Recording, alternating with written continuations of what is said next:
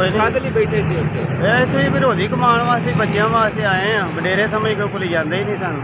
ਜੇ ਕੋਈ ਕੰਮ ਆ ਵੀ ਜਾਂਦਾ ਤੇ ਪਰ 8-10 ਦਿਨ ਹੋ ਗਏ ਦਿਹਾੜੀ ਲੱਗਦੀ ਕੋਈ ਨਹੀਂ ਵੀ, ਮਤਲਬ ਗੁਜ਼ਾਰਾ ਕਰਨੇ ਪਏ ਆ।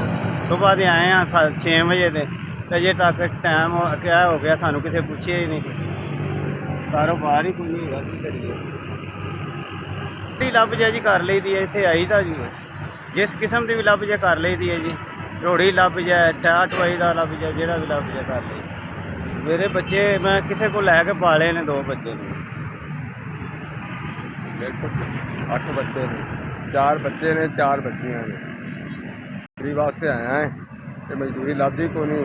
ਅੱਜ 15 ਦਿਨ ਹੋ ਗਏ ਨੇ ਵਿਹਲੇ ਨੂੰ, ਕੋਈ ਕਾਰੋਬਾਰ ਨਹੀਂ। ਜਿਹੜੀ ਮਜ਼ਦੂਰੀ ਲੱਭਦੀ ਕਰ ਲਈਦੀ ਹੈ। ਕੰਮ ਕਰੀਦਾ ਵੀ ਹੈ, ਰੋਟੀ ਕੁੱਟੀ ਦੀ ਹੈ ਤੇ ਰੁਪਈਆ 1000-1200 ਦਿਹਾੜੀ ਲੱਗਦੀ ਹੈ, 1500 ਦੀ। ਨਾਲ ਕਰੀਏ ਨਾ ਰੋਟੀ ਦਾ ਲੱਭੇ ਤੇ ਫਿਰ 700-800 ਰੁਪਈਆ ਦਿਹਾੜੀ ਲੱਗਦੀ ਹੈ।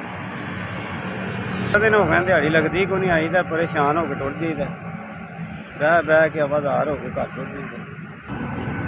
ਹਾਂਜੀ, ਇਹ 3-3000 ਰੁਪਈਆ ਇਹਨਾਂ ਦਿੱਤਾ ਹੈ। ਇਹਨਾਂ ਦਾ ਭਲਾ ਹੋਵੇ, ਇਹਨਾਂ ਦੀ ਬੜੀ ਮਿਹਰਬਾਨੀ ਤੇ ਬੜੀ ਮਿਹਰਬਾਨੀ। ਆ 3000 ਰੁਪਈਆ ਦਿੱਤਾ ਹੈ ਤੇ 15 ਦਿਨ ਹੋ ਗਏ ਸਾਡੀ ਦਿਹਾੜੀ ਨਹੀਂ ਲੱਗੀ ਹੈ। ਗਰੀਬ ਆਦਮੀ ਦੇ ਤੋਂ ਤੁਹਾਨੂੰ ਦੁਆਵਾਂ ਦਾਂਗੇ। ਚਲੋ ਦੇ ਜੀ, 3-3000 ਰੁਪਈਆ ਸਾਨੂੰ ਮਿਲਿਆ ਜੀ। ਸੋਹਣਾ ਮਾਲਕ ਤੁਹਾਨੂੰ ਇਹਨਾਂ ਕੁ ਦੇਖ ਵੀ ਤੁਹਾਨੂੰ ਥੋੜ੍ਹ ਨਾ ਰਵੇ। ਤੁਸੀਂ ਸਾਡੇ ਮਾੜਿਆਂ ਦੀ ਮਦਦ ਕਰ ਰਹੇ ਹੋ ਤੇ ਸੋਹਣਾ ਮਾਲਕ ਤੁਹਾਨੂੰ ਬਹੁਤ ਜ਼ਿਆਦਾ ਦੇ ਜੀ ਸਾਡੇ ਤੱਕ।